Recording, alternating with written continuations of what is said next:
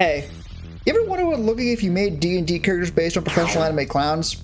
Good, because this is that. And Nijisanji Iluna is the specific circus those clowns are coming from. Stats are some combination of 16, 15, 14, 12, and 8 to keep things at least roughly even, with a +2 and a +1 in any 2 for racial bonuses across the board, because the normal way is confusing and bullshit in equal measure, and this is how every new race printing has been done since Tasha's anyway. Background is just a feature plus whatever 2 tools and skills fit. It's allowed, look it up. This is coming out on Iluna's 1-year anniversary. They've been killing it so far. I wish them the best, keeping up for many anniversaries to come. Special note for all dickhead trolls in the back. I'm a clown too. This is also a circus. Nothing here for taking is anything more serious than one clown hitting another with a pie to the face. It's all meant to be in good fun. And we're going to be starting off with the first year. So first up is Maria Marionette, Chuny activator come to life. And first up of the first up is going to have to be race, because for Maria, it gets a bit weird. You see, on one hand, she's human. 100% confirmed, no question. If you want to say it's something else, you'd be contradicting established Nijisanji doctrine. On the other hand, she was a doll, who was then turned into a human, and it does still lean into that origin pretty hard. And the obvious answer for sentient doll in D&D is Warforged, 100% no question. And Warforged certainly isn't a bad choice if you want to play more into the whole doll thing, but I have to stick with the canon on this one. Variant human specifically, obviously. Fuck standard human. Now, very unfortunately with variant human, you get a feat. Almost all of which are some special skill or ability or power. And in terms of powers, she has no powers. Like, none. At all. I refuse to hear otherwise. She is just a regular little girl with Chuny delusions. Thankfully, I am very smart and have a degree in both bullshit and niche D&D nonsense, so I can work with this. In terms of feat, Inspiring Leader is both really good and really not an actual power. I mean really. Inspiring Leader just means that she's inspiring. And honestly, yeah, she is. She's fucking great. How could you not be inspired by her? Not to mention that big, bombastic speeches to empower your allies is like the chuniest fucking thing imaginable. Superpower consists of being a public speaker. 100% if she didn't have Aya and Ren and the rest of Iluna and everyone else with any good opinions backing her up, she'd be getting her head shoved into the Iluna Institute toilets for sure. Anyway, that choice also sets the heading for the rest of the build. Though unfortunately there are, again, 2 ways to take her class. On the one very obvious hand, you take someone who sang as one of the first things she ever did in her debut and go, oh yeah, okay, that's a bard. But also, bard is really only here because it's the singing class. Meanwhile, she was transformed into a human by that fey-looking furry in her lore video, which sure seems to be the rabbit she is with her, that at least had enough power to transform a doll into a person, so with them, she'd obviously be a fey-packed warlock. I have decided, flying in the face of her getting no powers, to give her one of each. She'll be paying for that, don't you fucking worry, and the features can be flavored to actually be totally normal TM, but both just have some serious claims to the build. Covering Warlock first, because if Bard was her first level, she'd get far too many instruments. It gives Fey presence, which is pretty much just Inspiring Leader again, but in the other direction. Giving enemies the charmed or frightened condition instead of giving allies health, which if anything makes it seem even more like delusional Chuny rambling. And for Bard, again, am I really here because singing? Although Bardic Inspiration is, again, Chuny shouting. Real believe in the me that believes in you energy. So, all told, she ended up getting Chuny shouting from a feat, Chuny shouting from Bard, Chuny shouting from Warlock, and some spells. A lot of which are just more Chuny shouting. Told you I could flavor the levels, normal shit. The only issue is their spells. And while one level in Warlock and Bard don't give a lot, we can still do our best to make it seem as non-empowered as possible. Since she's already a higher level than I wanted, I have no problems giving her some real bottom-of-the-barrel spells. No, lower. Like, start scraping the bottom. Come on, almost there. True Strike. Just full-on shouting out about how you're gonna attack like a moron. If you're able to get it off, clearly the other guy was either distracted laughing at you, or just pitied you so much they let you get a hit in. The rest are definitely better. I'm not that cruel, and also it's an inevitability compared to True Strike. Charm Person, Silvery Barbs, Animal Friendship, still spells that if you squint, you can see as just being good with words and charismatic, and, you know, not seriously fucking detrimental to cast. Background feature is going to be from Feylost, but in like the other direction, getting shunted to Earth instead of dragged into the Feywild. With a language and painter supplies for tools, since this cracked middle schooler animated her own lore video. Genuinely insanely talented. Skills are performance and persuasion from background, obvious. History and intimidation from warlock, less obvious since warlock skills are super slim. She likes history, but intimidation really doesn't fit. But scaring people with insane Shinibyo ranting is funny as hell! Plus a cheeky deception from human, since otherwise I don't think anyone would literally ever believe her transparent delusions. And an even cheekier animal handling, since Bard still gives a freebie when multiclassing, and Petra was actually who inspired her to join Nijisanji. The more you know. Finally, for Maria's stats, if you thought charisma was anything but the highest, you've not been paying attention. I'm hurt. Then int for her interest in history. Dex and wisdom. Wisdom lower because, like any good shini, she has a fundamentally fucked up perception of reality. And finally, con and strength last, since she has the build of a particularly scrawny 12-year-old. Other baby is Kyo Kaneko. Mean-ass little guy with definitely more than a chaotic edge, no matter what bullshit Nijisanji tries to peddle. The first thing we cover with Kyo are stats, starting from the bottom with his dumpster constitution, since he's either already died from generic anime disease and was isekai by the moon, or is currently dying from generic anime disease. Or both. Then wisdom at 10. Since this dude likes both League of Legends and video editing, like shit, either one is dumb as hell, but both? Only slightly better is strength. He has the same particularly scrawny 12-year-old look as Maria, although Sasha just got dumpster priority. Then Dex, I went out between the bad stats and the good. Then charisma, the guy's mean as hell, and intelligence at the top because he edits videos for fucking fun, and that qualifies as actual real-life evil magic. Now for class, while we could double down the whole frail bit and make him a sorcerer, A, that feels like it's going too far and just being a dick, and I'm here for haha D&D characters, not for bullying someone for being sick like some kind of sad, pathetic asshole loser, and B, only one sorcerer option could work, Lunar Sorcerer, and it's mechanically kind of weird for Kyo. It's cool with its phase of the moon thing, but the phase in lunar sorcery that feels the most like Kyo is new moon. You know, the phase where you can't see the fucking moon. Twilight Cleric works much better mechanically, especially since it literally lets him spread the moon's blessing with the Twilight Sanctuary Channel Divinity. You could say Trickery Cleric for his vibes, and while I do think that's what Kyo would pick for himself, the moon fucking picked for him, so he's getting that one. I mean, it literally summons a moon to bless people, and even gives him better armor proficiency to keep him alive. What more do you want? Well, I mean, the moon does sort of make him fly in his lore video, and Twilight Domain has a native flight ability at level 6, so I'm gonna make him level 5. While he does definitely get airborne, it's far from controlled. So level 5 strikes a good middle ground of, yes, the power of the moon will let him fly when he gets better control of it. The only thing that matters from the base cleric is the ability to score increase, giving him a feat. And oh yeah, variant human again, so 2 feats total, which are going to be Magic Initiate and a very reflavored Gift of the Metallic Dragon.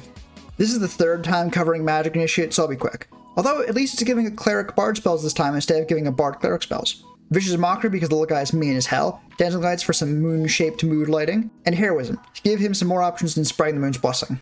Very similar story to the Gift of the Metallic Dragon, which gives a free Cure Wounds use and Spell List Edition, and a kind of bootleg shield spell, which not only makes him more survivable, but also lets him protect his allies. Reflavor the ever-loving shit out of it though. It's just healing and shields, it doesn't need to be dragon-themed at all, leave no part of it unfucked with. Going to give him the Charlatan background, not because it matches his lore great, but because it fits his vibes fantastically. And honestly, his lore would probably have him be a haunted one, but its features are all about being so dour and traumatized that everyone can just tell how fucked up your past is. And that's the exact opposite of Kyo's deal. But pretending to be someone else for fun? Yeah, I could see Kyo doing that. Same goes for tools. They don't fit great, but this man doesn't really have any tools besides editing software. That's not an option, and base disguise kit and forgery kit feel really fun for him. For skills, he ends up getting persuasion and insight from cleric, which I'm only confident in because the other cleric ones are way worse. And from background, arcana for dark magic video editing and intimidation, not because he's actually scary, but because the little guy's mean as hell. And finally, religion from human, solely because he's a cleric and he's at a school at least vaguely implied to be teaching him about his mystic powers, so he should have religion.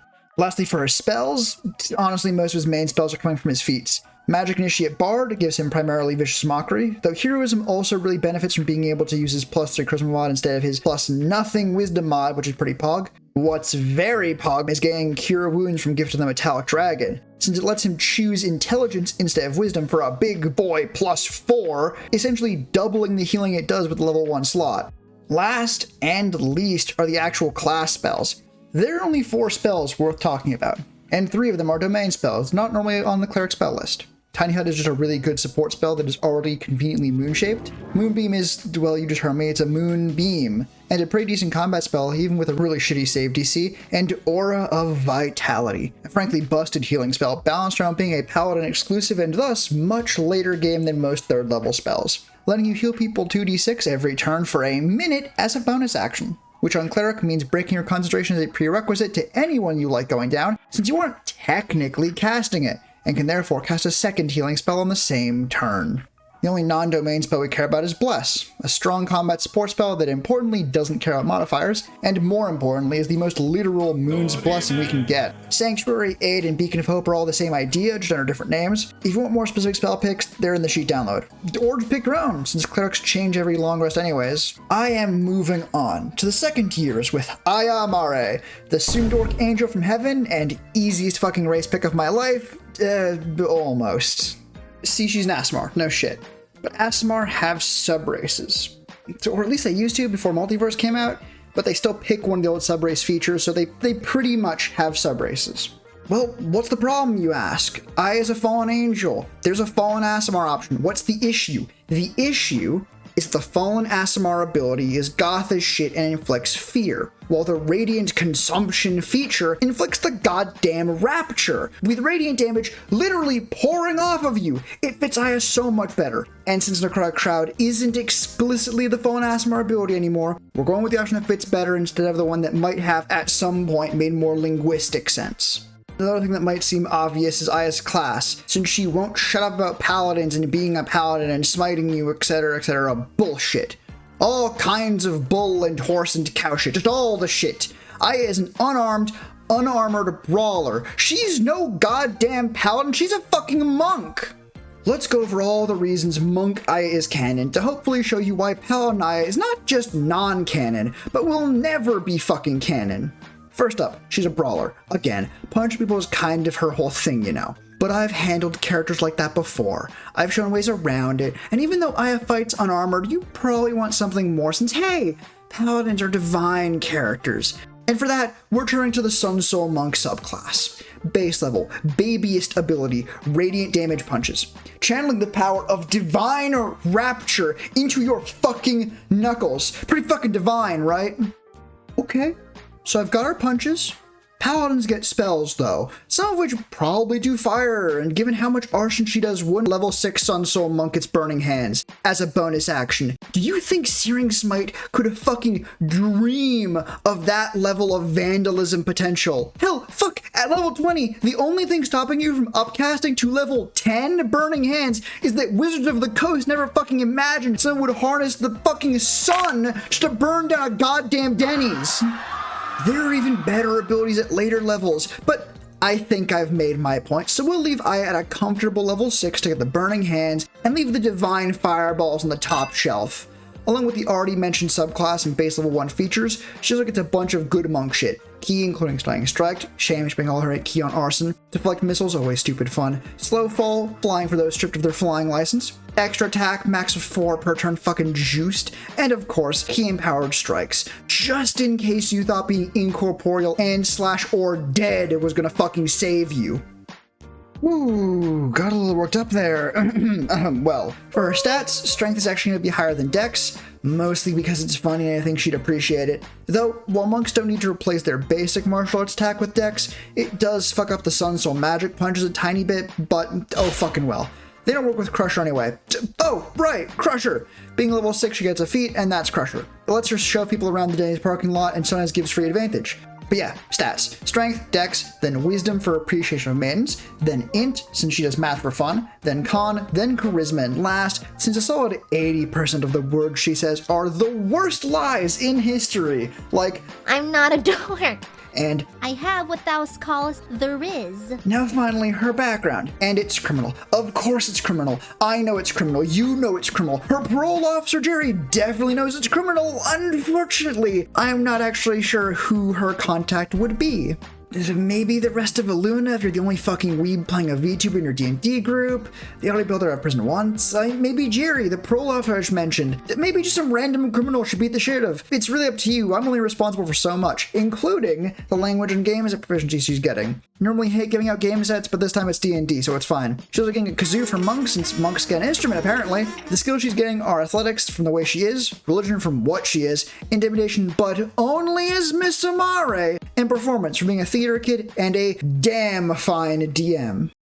Actually, speaking of Aasimar, Aster Acacia is referred to multiple times as a Celestial in his debut.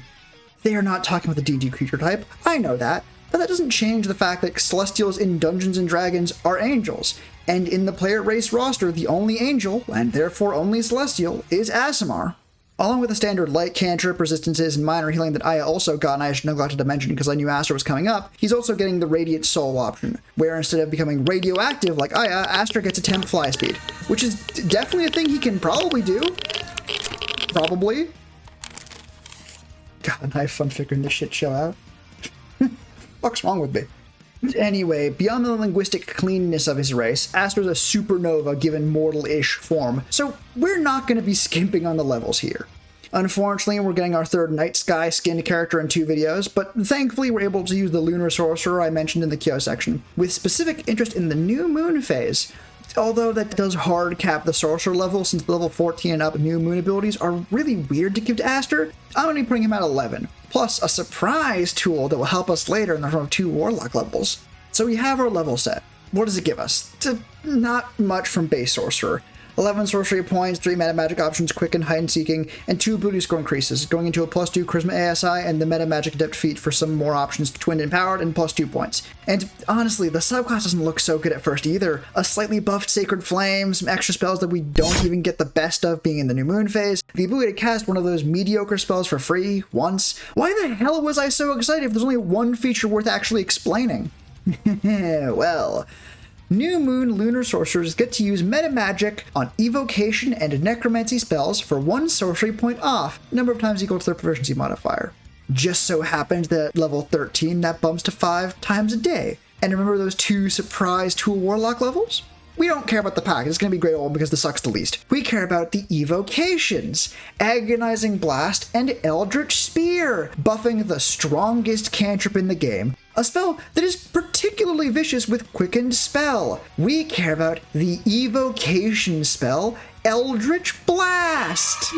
I'll stop drawing it out and just give you the numbers. With 13 sorcery points total, 3 shots per cast, and 5 turns of half-off Quickened Spell, Aster can dump 6d10 plus 30 damage per turn for 9 full turns. Do you know how long 9 turns is?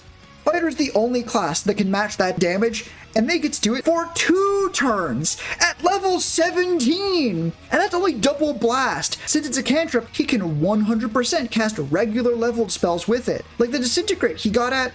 Oh, would you look at that? Level 11 Sorcerer. Or hell, twinned or heightened Disintegrate into Quickened and Empowered and Seeking Eldritch Blast. And we haven't even covered stats yet. Already gave away his 20 total charisma, followed by Constitution, which probably seems high, but since him and Ren get shipped, I felt like I needed to help out Aster a little bit, since, he's gonna need it. But, yes. Then in descending order from there is Dex, Strength, Intelligence, and Wisdom. His fans joke his pronouns are he, himbo, and given how much League of Legends he plays and SAO being on his favorite anime list, yeah, I buy that.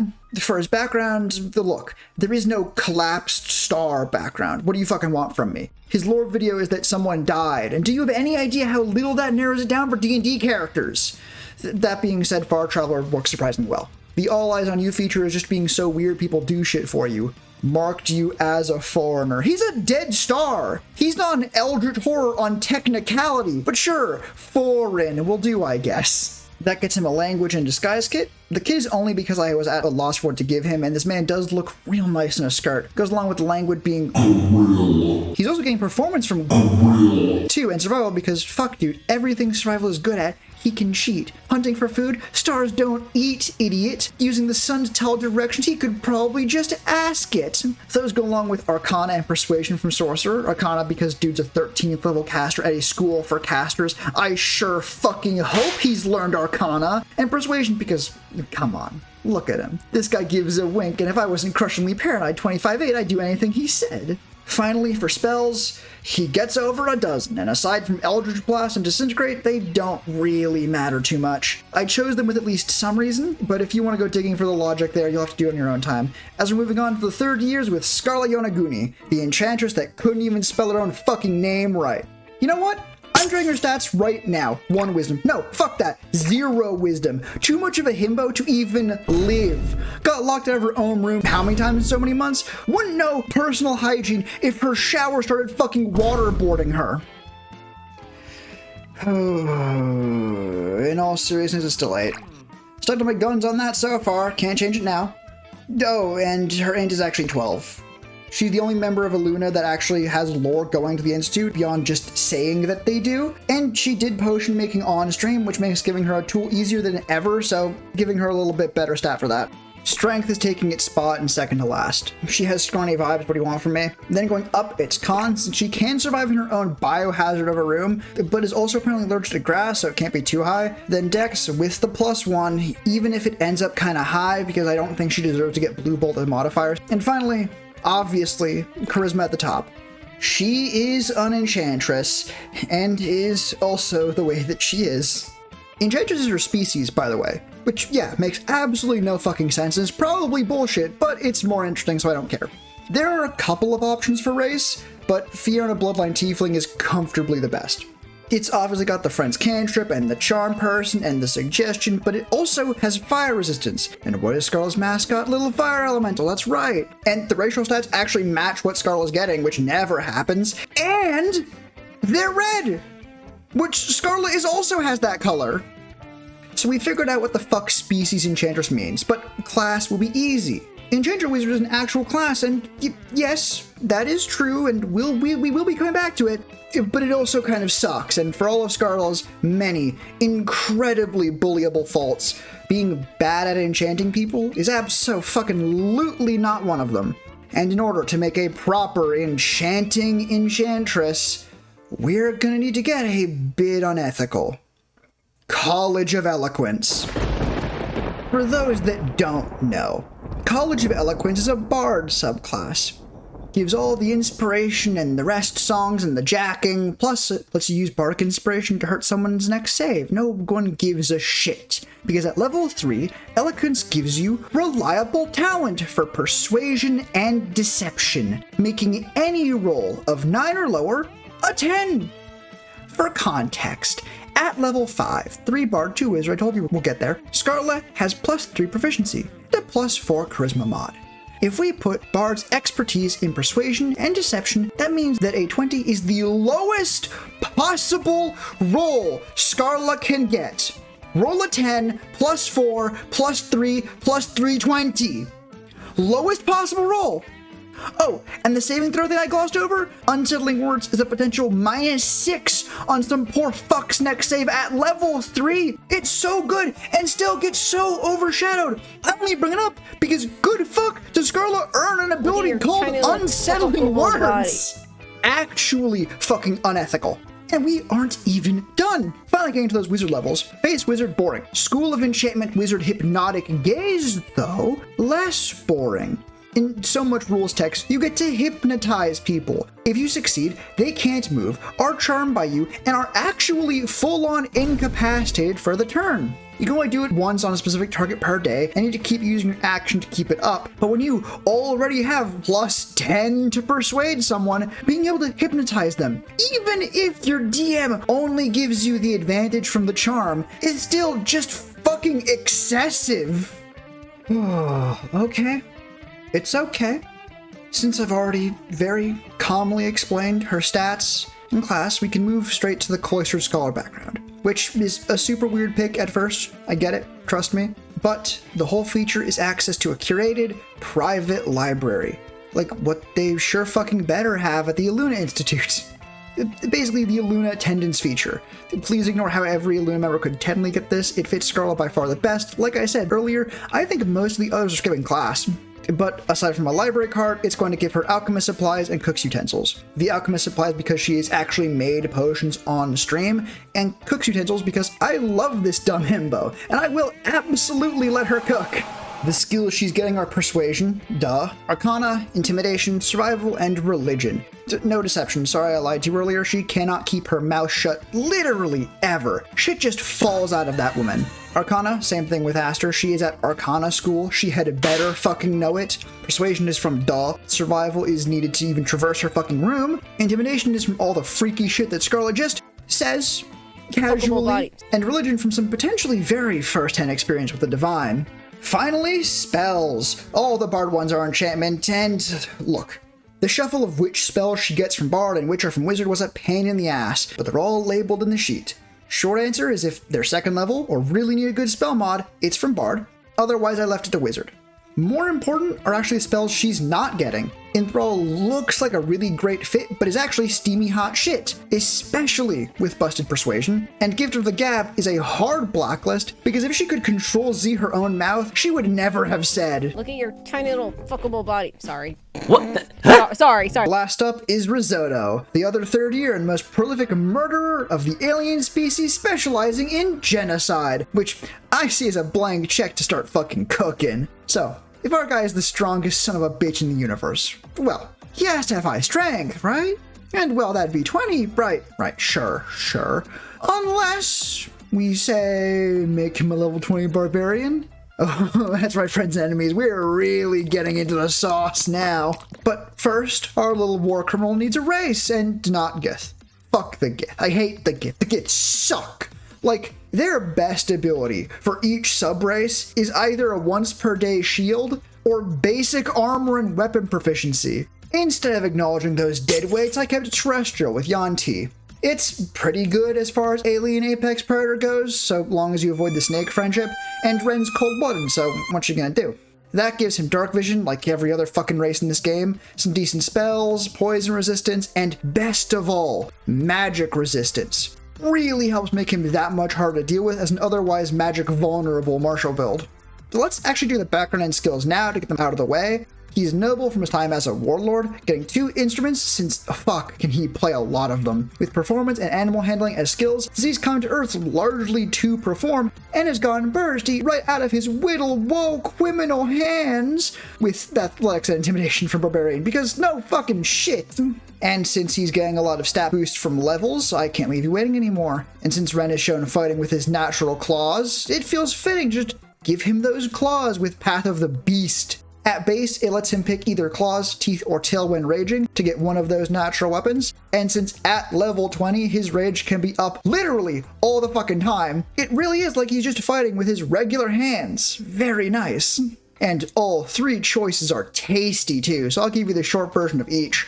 Claws have slightly weaker damage, but get to make an extra bonus action attack. Teeth and tail do the same damage, with the tail having reach and letting you add a d8 to AC against a single hit, and teeth just straight up healing him for 6 each turn when below half health. The subclass also gives him even more monstrous traits, either the ability to climb like a spider, a swim speed plus water breathing, or a monstrous jump equal to an athletics check, which is always going to be at least 24 feet thanks to Indomitable Might, setting any strength check lower than your strength score to that score, and Primal Champion boosting his strength and con scores and max by 4. Those come from base Barbarian, along with the Endless Rage, and while he also has some other abilities that make him even fucking scarier, he also gets 5 ASIs, and since all the other features are always the same, and this video is already running long, you're gonna have to go look those up by yourself.